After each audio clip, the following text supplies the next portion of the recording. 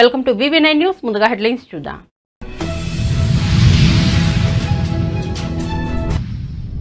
Welcome to top headlines.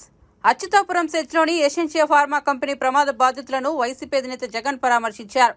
అనకాపల్లికి వెళ్లిన Jagan Usha prime ఆసుపత్రిలో చికిత్స పొందుతున్న క్షతగాత్రులతో మాట్లాడారు. వాళ్ళ ఆరోగ్య పరిస్థితి ఎలా ఉందో వైద్యులను అడిగి తెలుసుకున్నారు. మెరుగైన వైద్యం అందించాలని డాక్టర్లకు సూచించారు. అనంతరం మీడియాతో జగన్ మాట్లాడుతూ అచ్యుతాపురం ఘటన బాధాకరమని చెప్పారు. ఫార్మా కంపెనీలో పట్టపగలు ప్రమాదం జరిగినా ప్రభుత్వం నిర్లక్ష్యంగా వ్యవహరించిందని విమర్శించారు. కార్మిక శాఖ మంత్రి దగ్గర కూడా వివరాలు లేవని అన్నారు.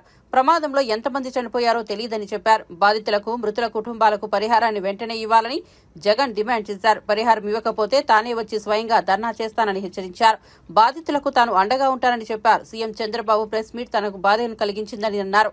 ఇష్యూని డైవర్ట్ చేయడానికి చంద్రబాబు ప్రయత్నించారని విమర్శించారు. పరిశ్రమలపై ప్రభుత్వం పర్యవేక్షణ చేసి ఉంటే ఈ ప్రమాదం జరిగేది కాదని చెప్పారు. వీరి దృష్టి మొత్తం రెడ్ బుక్ పైనే ఉందని అన్నారు. రాజకీయ కక్షలు తీర్చుకోవడానికే ఈ ప్రభుత్వం ప్రాధాన్యతను ఇస్తోందని చెప్పారు. సాయంత్రం 4 గంటలకు హోంమంత్రి వచ్చి ప్రెస్ మీట్ను అడ్రస్ చేస్తూ తాను మాట్లాడినప్పుడు కూడా సహాయానికి సంబంధించి పర్యవేక్షించడానికి తాను అనకాపల్లికి వెళ్తున్నాను అన్న మాటల వాళ్ళ నోట్లో నుంచి రాలేదు. మరో గంట తర్వాత అంటే సాయంత్రం 5 గంటల ఆ ప్రాంతంలో కార్మిక శాఖ మంత్రి ఎవరి పరిధిలోకి వస్తుందో, ఈ డైరెక్టర్ ఆఫ్ ఫ్యాక్టరీస్ అనేది ఎవరి పరిధిలోకి వస్తుందో, ఈ కార్మిక శాఖ మంత్రి కూడా ప్రెస్ మీట్ పెట్టి ఎంతమంది చనిపోయారో తెలియలేదు అన్నాడు. వివరాలు లేవు అని మాట్లాడతాడు. తాను కూడా హుటాహుటిన అక్కడికి వెళ్ళాలి అనే తాపత్రయం కూడా చూపించడు. ఘటన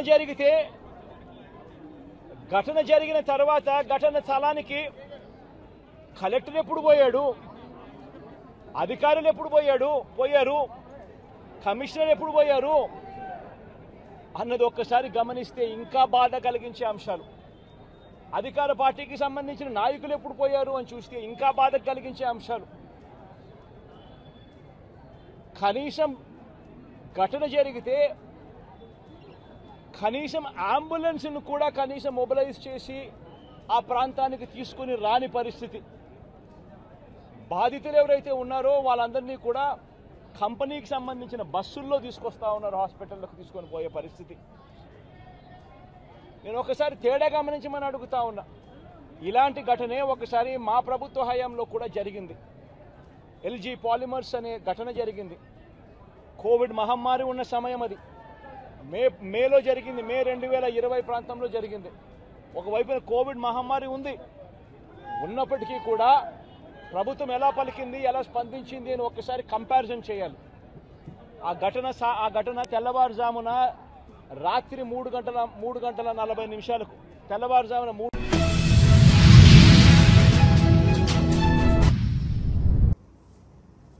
కేంద్ర టెలికాం శాఖ మంత్రి జ్యోతిరాదిత్య సింధియాను తెలంగాణ ముఖ్యమంత్రి రేవంత్ రెడ్డి కలిశారు. ఉప ముఖ్యమంత్రి మల్లు భట్టి విక్రమార్క, మంత్రి జూపల్లి కృష్ణారావుతో కలిసి కేంద్ర మంత్రిని కలిశారు.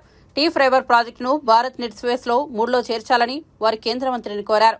ఇందుకు సంబంధించి సమర్పించిన DPRను ఆమోదించాలని కోరారు. కేంద్ర మంత్రితో సీఎం ఉప ముఖ్యమంత్రి కాసేపు చర్చలు జరిపారు. తెలంగాణ ప్రాంతంలోని గ్రామాలు, మండలాలకు నెట్వర్క్ కల్పించడమే టీ ఫైబర్ లక్ష్యమని ఈ సందర్భంగా సీఎం కేంద్ర మంత్రికి తెలిపారు.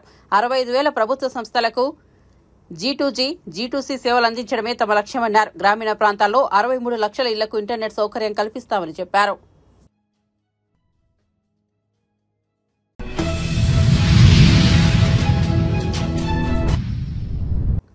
ఏపీకి చంద్రబాబు అనుభవం అవసరమని డిప్యూటీ సీఎం పవన్ కళ్యాణ్ అన్నారు. రాష్ట్రాన్ని అప్పుల బారి నుంచి తప్పించేందుకు, సంపద సృష్టించేందుకు చంద్రబాబు అనుభవం అవసరమని చెప్పారు.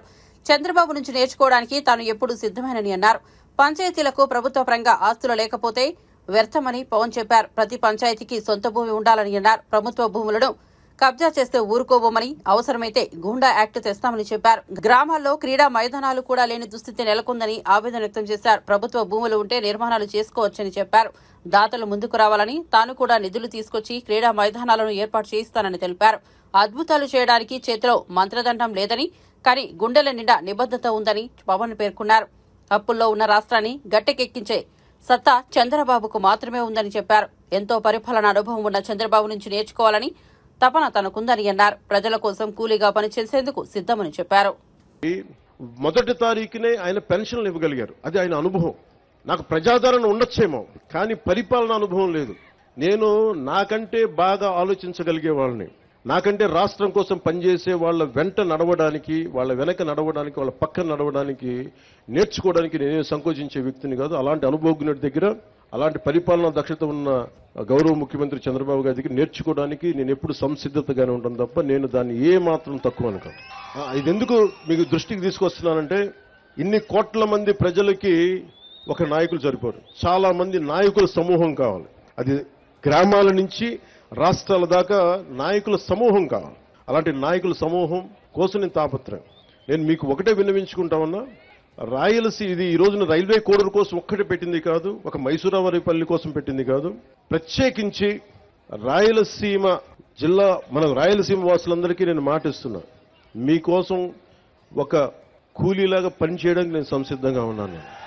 మీకు కష్టం వస్తే, నేను ఆ రోజున అన్నమే పింఛాడాం తెగిపోతే ఆ రోజు నేను ఎంత బాధపడ్డానో తెలిసి డ్యామ్ తెగుతుందని తెలిసి కూడా ఇసుక కోసం అంతమంది అన్ని పశువులు, అంత ఆస్తి నష్టం, అన్ని ప్రాణాలు పోయారు.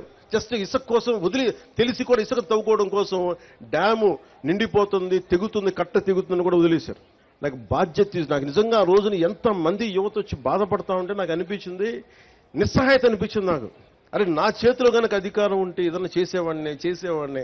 నేనైతే ఒక పార్టీ నాయకుడిగా మాట్లాడగలను, వేదన పడగలను, పోరాటం చేయగలను, కానీ చేతిలో శక్తి లేదే అని నిజంగా ఆ రోజు నేను భగవంతుని ప్రార్థిస్తే, ఆ ప్రార్థనే మీ వల్ల ఈరోజు నేను డిప్యూటీ సీఎంగా మీ ముందు నుంచున్నాను. ఈరోజు ఇదేదో నాకు అలంకారం కాదు, ఇది బాధ్యత. ఇది నేను ఎప్పుడు నిరంతరం పనిచేయడానికే సంసిద్ధంగా ఉన్నాను. మీకోసం అహర్నిశలు పనిచేస్తాం. గ్రామ సభ చాలా కీలకం. ఇందాక సంయుక్త గారు మాట్లాడుతుంటే గ్రామానికి ఎంత ఖర్చు అయింది, ఎంత డబ్బు వచ్చింది, ఏ హెడ్స్ మీద ఖర్చు పెట్టామని ఎలా చెప్పారు, అన్ని ఇది మీకు తెలిసి ఈ రోజున ఈ గ్రామ సభ కనుక మైసూరావారిపల్లి సమస్య, మైసూరావారిపల్లి గ్రామం ఖర్చులు రాష్ట్రమే కాదు ప్రపంచంలోనే ఎక్కడ తెలుగువాడున్నా వాళ్ళకి అర్థమవుతుంది. అంటే ఒక నిజంగా పారదర్శకత, జవాబుదారీతనం అంటే ఇదే. మీకు దాదాపు 41,000 కోట్లు ఖర్చు పెట్టారు. మన డబ్బు అది, గత ప్రభుత్వ నాయకుల డబ్బు కాదు, మన డబ్బు అది, మన శ్రమ, మన రక్తం ధారపోస్తే వచ్చిన డబ్బు అది. ఆ డబ్బును ఎవరు పట్టించుకోలేదు. ఈ రోజు మీరు అంటారు ఉద్యోగాలు లేవు, మాకు ప్లే గ్రౌండ్ లేదు, మనకి అది కనీస ధర్మం కదా. మనకి స్కూల్స్ కట్టేస్తాం, బిల్డింగ్లు కట్టేస్తాం, కానీ పిల్లలు ఆడుకోవడానికి, శారీరక దృఢత్వం పెంచుకోవడానికి ప్లే గ్రౌండ్ లేదంటే నేను నిజంగా ఆశ్చర్యపోయాను. కలెక్టర్ గారిని ఒకటే అడిగాను, అసలు ఎంత భూమి ఉంది పంచాయతీ కింద అంటే, ఎన్నో సెంట్లు భూమి. ఎన్ని సెంట్లు సార్ చెప్పారు? 8, కరెక్ట్ కదా. పంచాయతీ కింద నేను అనుకున్నాను ప్రతి పంచాయతీ కనీసం ఒక 25-40 ఎకరాల భూమి ఉంటుంది అనుకుంటే 8 సెంట్ల భూమి మాత్రమే ఉంది. 8 సెంట్లు.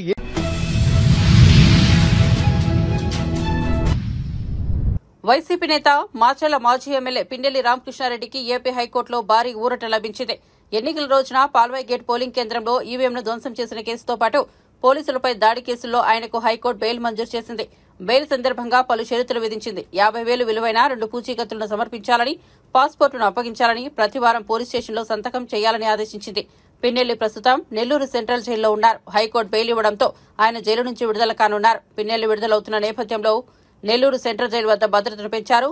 జైలు వద్ద బారికేడ్లు ఏర్పాటు చేశారు.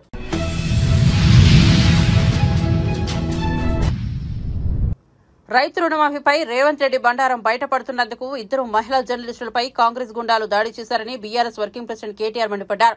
నేను ముఖ్యమంత్రిని అడుగుతున్నాను, నీ భాషలో చెప్పాలంటే దమ్ముంటే మగాడివైతే ఊళ్ళోకి రా, సెక్యూరిటీ లేకుండా రా, పోలీస్ బలగాలను, బ్యాంక్ అధికారులను, వ్యవసాయ అధికారులు అడ్డం పెట్టుకుని కాదు, మేం కూడా వస్తాం, నువ్వు కూడా రా, ఏ ఊరుకు పోదామో పోదాం, ఎక్కడ కూడా చారణ రుణమాఫీ కాలేదు, ఎక్కడ కూడా రుణమాఫీ పూర్తి కాలేదు. ఈ రోజు రైతులు బగబగా మండుతున్నారు. కాంగ్రెస్ నేతలు ఊళ్లలోకి వస్తే తరిమి కొట్టాలని చూస్తున్నారని అన్నారు.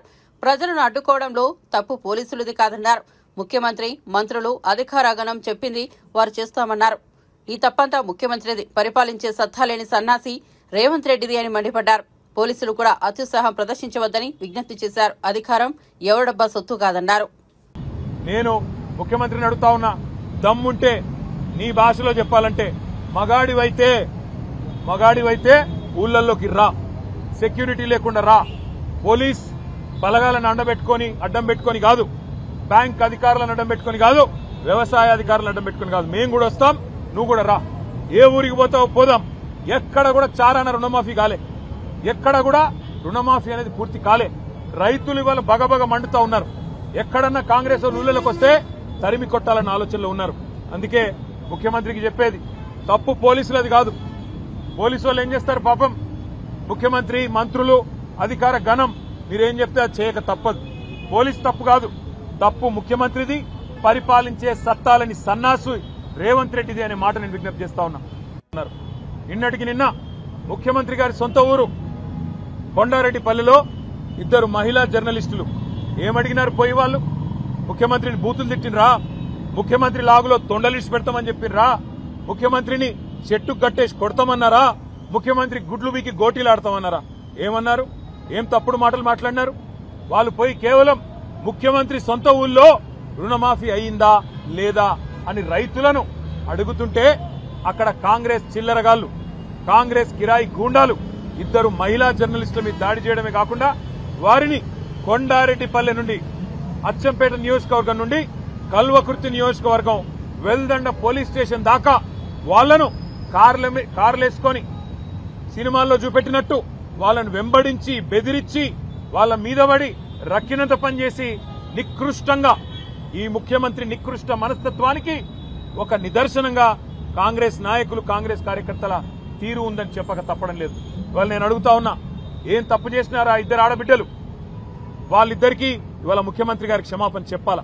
నీ సొంత ఊర్లో, నీ సొంత ఇంటి ముందు 2 తెలంగాణ ఆడబిడ్డల్ని, విజయారెడ్డిని, ఆవుల సరితా యాదవ్ ని, 2 అవమానించింది నీ పార్టీ. ఎందుకు అవమానించింది? ఒకే ఒక కారణం, నీ బండారం బయట పెడుతున్నందుకు, నీ రుణమాఫీ జరగలేదు అనే వాస్తవాన్ని ప్రజల్లోకి తీసుకుపోతున్నందుకు ఇవాళ వాళ్ళ మీద ఈ రకంగా దాడి చేయడమే కాకుండా మళ్లీ నిన్నటి నుంచి నికృష్టమైన రోత పుట్టించే వార్తలతో సోషల్ మీడియాలో కూడా నికృష్టమైన మాటలు మాట్లాడుతూ ఉన్నారు కాంగ్రెస్ నాయకులు.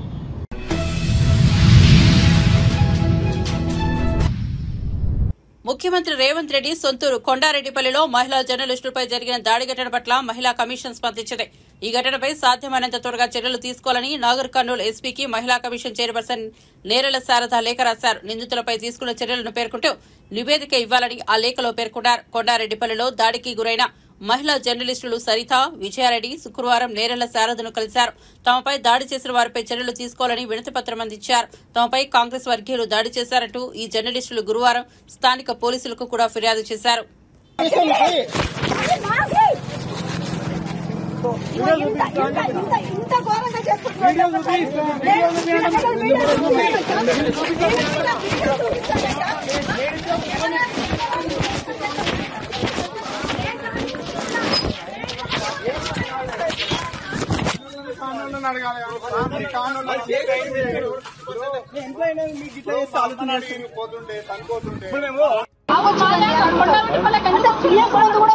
పిఎస్ కూడా మీరు మా మీదకి వస్తున్నారంటే ఎంత దౌర్జన్యం సార్?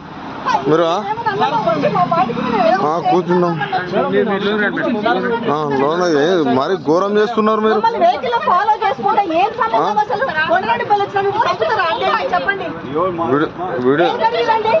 సార్ పోలీస్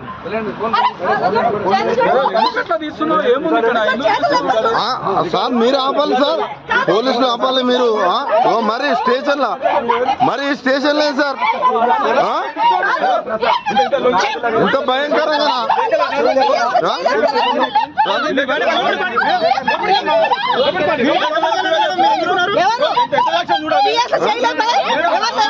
పిఎస్ లోకి వచ్చి ఇదేం సార్ ఇంత ఘోరంగానా?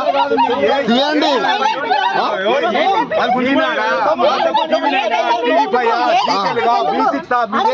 మీరెందుకు చూస్తున్నారు వీడియో? మాదా తెలుగు స్క్రైబ్, మిర్రర్ న్యూస్ ఉందా? పేపర్ ఉందా? మా చాలా. నీకు ఏ పేపర్ కావాలి? ఇంత పిఎస్ లోకి వచ్చి సార్ మీరు అందరు ముంగట్నే పిఎస్ ఇంత కారణమా సార్? తీయండి సార్, నన్ను తీయండి సార్, తీయండి సార్, నేను భయపడను, తీయండి. ఏదో ప్రూఫ్ చేస్తాం. అది ఇంత దారుణంగా మీరు మా పైన ఎంత దారుణంగా ఉంటుందా సార్? సార్ ఉండనియండి సార్, మీరు అందరు ఉన్నారు, మా మీదకి వస్తున్నారు సార్.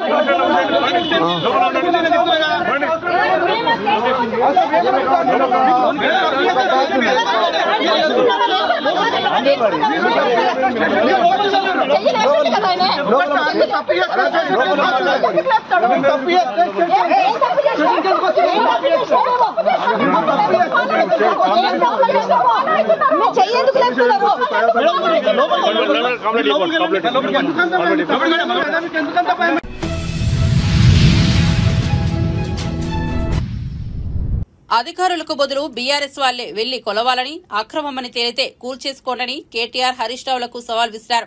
హైడ్రాను తాము ఓ మంచి ఉద్దేశంతో తెచ్చామన్నారు.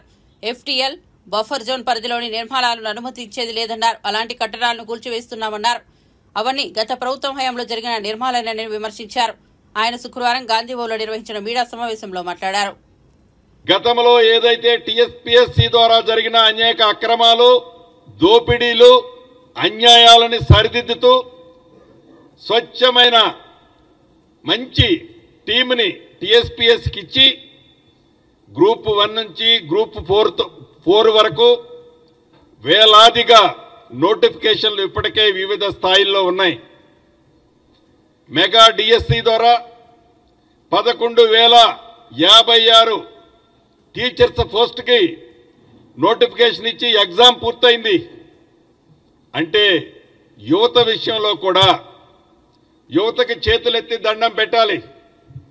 మొన్న ఈ టీఎస్పీఎస్సీ ద్వారా ఏదైతే ఎగ్జామ్స్ జరుగుతుంటే ఇప్పుడు రైతుల్ని ఎలా అయితే రెచ్చగొట్టారో, ఇప్పుడు రైతుల మీద మళ్ళీ వాళ్ళ ఇంకా కచ్చపోలా రైతుల మీద వాళ్ళది ఏంటంటే, మాకు హైదరాబాద్లో సీట్లు వచ్చినాయి తప్ప గ్రామీణ ప్రాంతాల్లో మాకు సీట్లు రాలేదు అంటే రైతులు మాకు ఓట్లేయలేదు. వాళ్ళ మీద కచ్చ పెంచుకొని ఈ ప్రభుత్వం, గత ప్రభుత్వం ఆ కచ్చను తీర్చుకునే విధంగా మొన్న నిరుద్యోగ యువత మీద ఏ రకంగా అయితే రెచ్చగొడితే గౌరవ ముఖ్యమంత్రి గారు, ఉప ముఖ్యమంత్రి గారు, మిగతా పెద్దలంతా మాట్లాడింది గ్రహించి యువత నిజాన్ని అర్థం చేసుకొని వాళ్ళు శాంతించారు.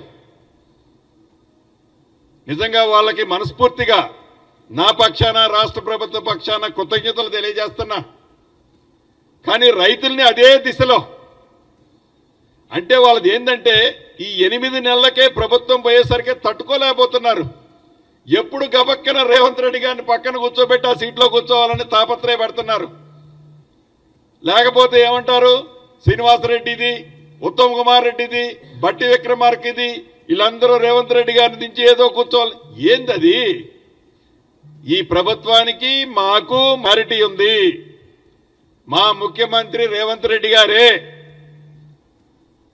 మీరేదన్నా పగటి కళల కంటే మీ కళలు కళల్లాగానే ఉంటాయి తప్ప మీకు ఆవగింజను కూడా అక్కడ పెట్టడానికి సందు రాదు. అది మీరు గమనించాలి. ఇక యువత విషయంలో, మహిళల విషయంలో, విద్యార్థుల విషయంలో మీరు మొన్న చూశారు. విద్య పట్ల ఈ ప్రభుత్వం యొక్క చిత్తశుద్ధి ఏంటో. అమ్మ ఆదర్శ పాఠశాలల ద్వారా మౌలిక వసతుల్ని సుమారు 637 కోట్లు, గతంలో లాగా పేపర్ ఇచ్చి మేము జీవో ఇచ్చేసాము అయిపోయిందని అల్లా 637 కోట్లు ప్రతి జిల్లాలో ఖర్చు పెట్టి, మొత్తం 637 కోట్లు ఖర్చు పెట్టి అన్ని పాఠశాల.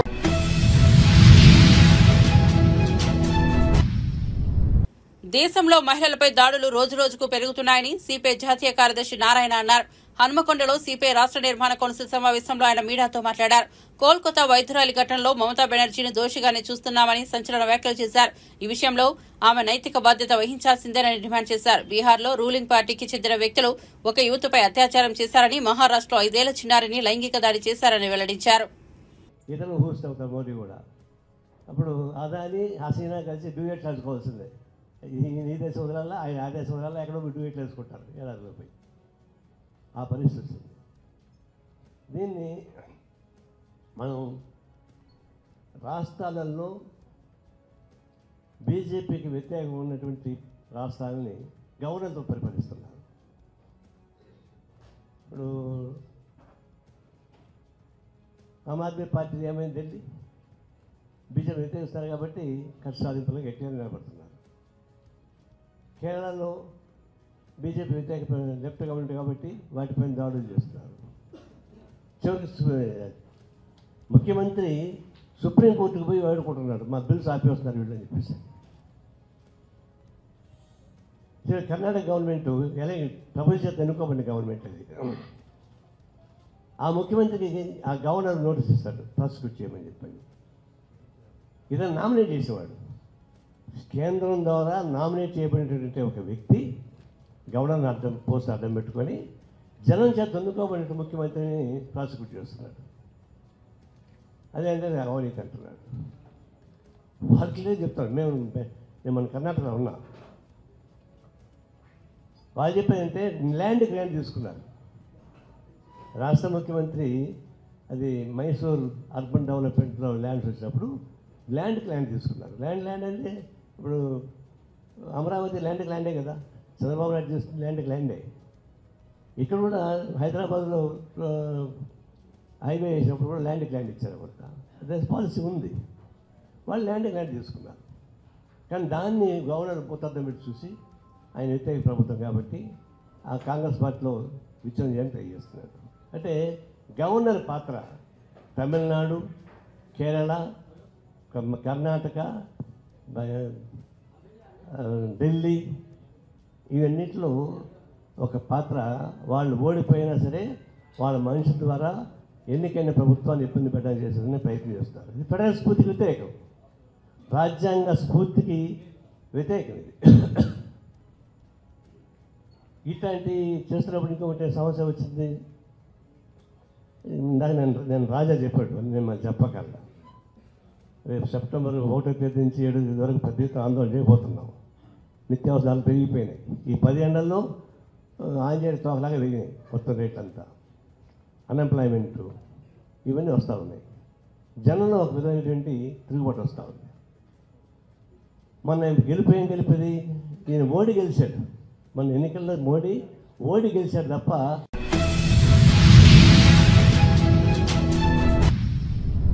భారత ప్రధాని నరేంద్ర మోదీ ఉక్రెయిన్ పర్యటనకు వెళ్లారు. ఉక్రెయిన్ అధ్యక్షుడు వోలోదిమిర్ జెలెన్స్కీతో కలిసి రాజధాని క్యూలో వివిధ ప్రాంతాలను సందర్శించారు. రష్యా దాడుల్లో మరణించిన ఉక్రెయిన్ ప్రజల స్మారక చిహ్నం వద్ద జెలెన్స్కీతో కలిసి నివాళులర్పించారు. తన పర్యటన సందర్భంగా మోదీ జెలెన్స్కీని ఆప్యాయంగా హత్తుకున్నారు.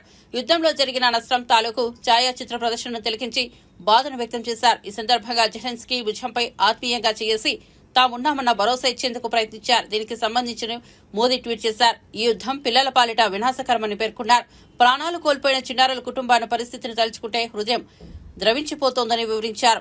ఈ కష్టాలను అధిగమించే ధైర్యం వారికి చేకూర్చాలని ప్రార్థిస్తున్నారని తెలిపారు.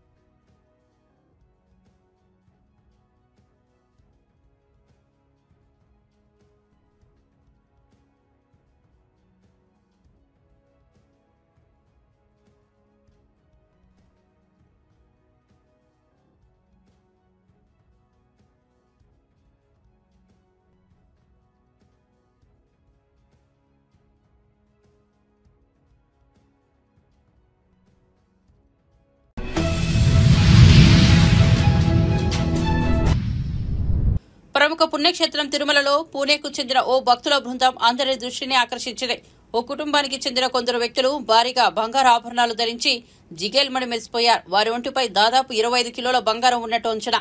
ఈ ఉదయం శ్రీవారి దర్శనం అనంతరం వారు ఆలయం వెలుపలికి రాగా అందరి కళ్ళు వాళ్లపైనే అంటే అతిశయోక్తి కాదు. కొందరు ఫోటోలు తీసుకుంటే మరికొందరు వీడియోలు తీశారు.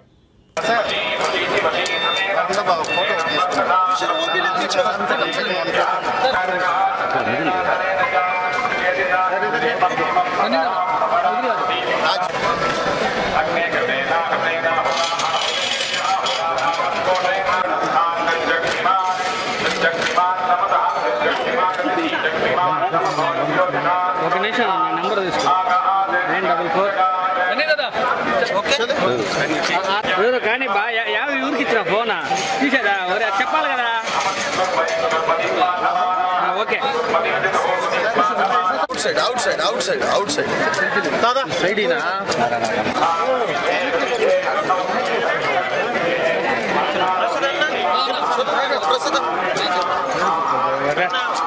ఏం సార్ జరుపుకోండి సార్.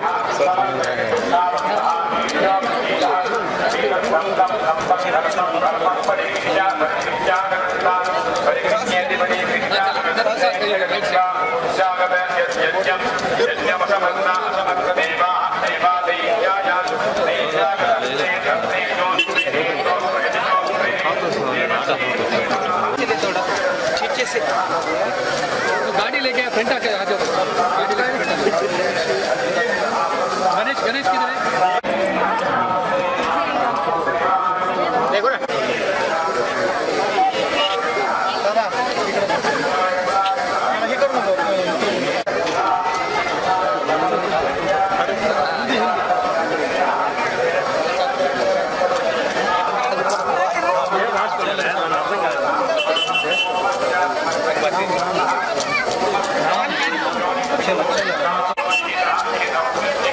प्रसाद अन्ना इनको गाड़ी की इधर भी ले लो.